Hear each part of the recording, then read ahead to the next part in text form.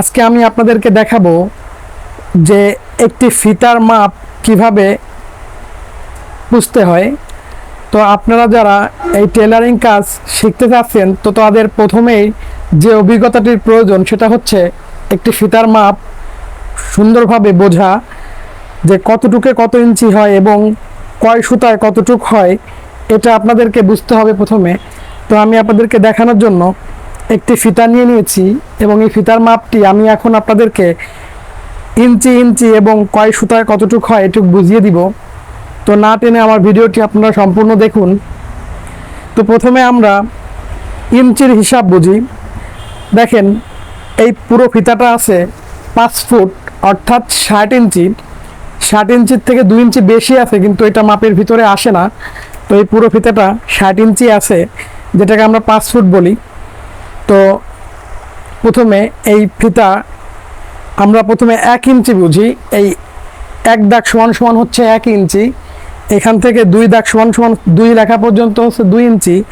এখান থেকে 3 লেখা পর্যন্ত 3 ইঞ্চি, 4 লেখা পর্যন্ত 4 ইঞ্চি। তো এভাবে প্রত্যেক 1 2 3 4 5 এরকমের যেরকমের আছে, তো প্রত্যেকটা 1 ইঞ্চি করে হবে।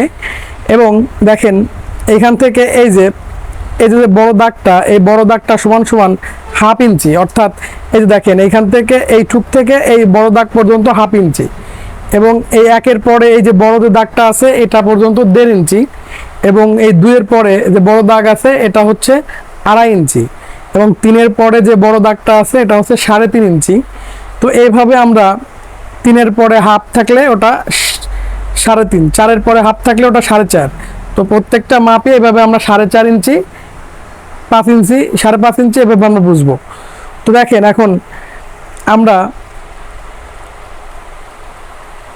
1/4 ইঞ্চি বুঝবো। 1/4 ইঞ্চি, দেখেন 1/4 ইঞ্চি সমান সমান 1 ইঞ্চির পরে এই যে 2টা পয়েন্ট আছে, মানে দুইটা দাগ আছে, এই 2টা দাগ সমান সমান হচ্ছে 1/4 ইঞ্চি। 1 ইঞ্চি 2টা দাগ, এটা হচ্ছে 1/4 ইঞ্চি। তো যদি আমরা এভাবে 1/4 ইঞ্চি বুঝি, যেমন 1/2 ইঞ্চি, তো 1/2 ইঞ্চি সমান সমান 2-এর পরে যে 2টা দাগ এটা হচ্ছে 1/2 ইঞ্চি। যেমন 3-এর পরে 2টা দাগ 1/3 ইঞ্চি, ঠিক আছে। তো 4-এর পরে 2টা দাগ 1/4 ইঞ্চি। যেমন 5-এর পরে 2টা দাগ 1/5 ইঞ্চি। তো এইভাবে যত পয়েন্ট আছে, তো এইভাবে আমরা 1/5 ইঞ্চি, 1/6 ইঞ্চি, 1/7 ইঞ্চি এভাবে বুঝবো। তো এখন দেখেন, 1/4 ইঞ্চি অর্থাৎ 1 ইঞ্চির থেকে 2 সুতা কম, আমরা একে 1/4 ইঞ্চি বুঝি। তো দেখেন, 1/4 ইঞ্চি সমান সমান হচ্ছে এই 1-এর থেকে 2 সুতা কম। এই 1-এর থেকে 2 সুতা কম, তাহলে হচ্ছে 1/4 ইঞ্চি। আর 1/2 ইঞ্চি সমান সমান হচ্ছে এই 2-এর থেকে 2 সুতা কম, অর্থাৎ এই দেখেন 2 ইঞ্চি থেকে 2 সুতা কম, অর্থাৎ 1/2 ইঞ্চি। এখন 1/3 ইঞ্চি, 1/3 ইঞ্চি সমান সমান 3 থেকে 2 সুতা কম, 1/3 ইঞ্চি। এবং 1/4 ইঞ্চি সমান সমান হচ্ছে এই 4 থেকে 2 সুতা কম, তাহলে হচ্ছে 1/4 ইঞ্চি। তো 1/5 ইঞ্চি সমান সমান হচ্ছে 5 থেকে 2 সুতা কম, তাহলে হচ্ছে 1/5 ইঞ্চি। তো একইভাবে প্রত্যেকটা 1 2 3 4 5 এরকম সংখ্যার 2 সুতা কম হচ্ছে 1/5 ইঞ্চি, 1/6 ইঞ্চি, 1/7 ইঞ্চি। তো এরকম প্রত্যেকটাই হবে। কাপড়ের গিরার হিসাব বুঝাবো। তো আমরা 1 গজ সমান সমান 36 ইঞ্চিকে বুঝি। এখন অনেকে এই 36 ইঞ্চি সমান সমান 1 গজ এটা বুঝতে পারে না। তো দর্জির কাজ করার জন্য প্রথমে আপনার কাপড়ের মাপটাও শিখতে হবে। তো দেখেন, এখানে 36 ইঞ্চি সমান সমান 1 গজ। তো এখন আমরা হাফ গজ কাকে বলি? যেমন দেখেন, এইখানে আমরা 36 ইঞ্চি সমান সমান 1 গজ সমান সমান হচ্ছে 36 ইঞ্চি। এই যে দেখেন, 36 ইঞ্চি সমান সমান 1 গজ। এখন 1 গজের অর্ধেক কত? 1 গজের অর্ধেক হচ্ছে 18 ইঞ্চি। 18 ইঞ্চিতে হচ্ছে হাফ গজ। এই যে দেখেন, 18 ইঞ্চি সমান সমান হাফ গজ। এখন এই হাফ গজের অর্ধেক কত? হাফ গজের অর্ধেক হচ্ছে 4 গিরা। 4 গিরা সমান সমান হচ্ছে 9 ইঞ্চি। 4 গিরার অর্ধেক হচ্ছে 4 গিরার অর্ধেক সমান সমান কত? এখন 4 গিরার অর্ধেক হচ্ছে 4.5 ইঞ্চি। এ হচ্ছে 2 গিরা। 2 গিরা সমান সমান 4.5 ইঞ্চি। এখন 4.5 ইঞ্চির অর্ধেক হচ্ছে কত?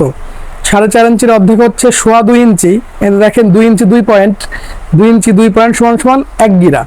ঠিক আছে, 1 গিরা সমান সমান হচ্ছে 2.5 ইঞ্চি। এখন 2.5 ইঞ্চি ডাবল হচ্ছে 4.5 4 ইঞ্চি 2 গিরা, এখন 2 গিরার ডাবল হচ্ছে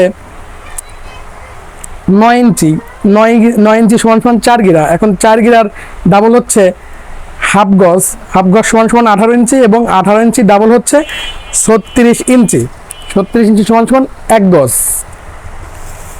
ইঞ্চি এবং গজের হিসাব, গিরার হিসাব যদি কোথাও বুঝতে সমস্যা হয় আমাকে SMS করুন।